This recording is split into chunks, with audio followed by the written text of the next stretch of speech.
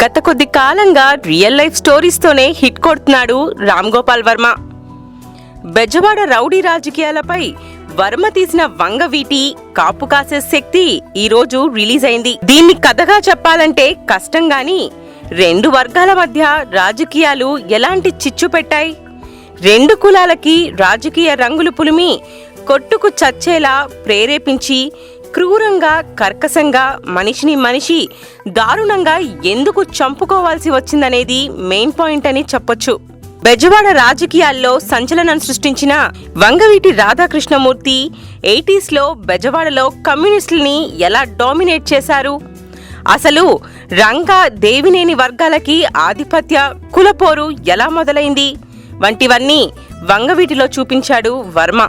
Vangaveeti Radha, Ranga, Devineni Murali, Gandhi, Nehru characters కి Sandeep, Vamsi Nakkanti, Vamsi Chaganti, Sritej and Kautilya perfect గా apt అయ్యారు. వంగవీటి రత్నకుమారిగా నైనా గంగూలీ పర్లేదు.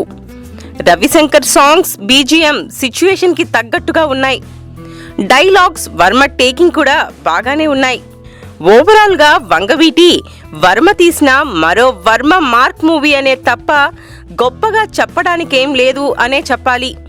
మరిన్ని ఫ్రెష్ ఫిల్మ్ అప్డేట్స్ కోసం మా TFC మీడియా ఛానల్ ని సబ్స్క్రైబ్ చేసుకోండి.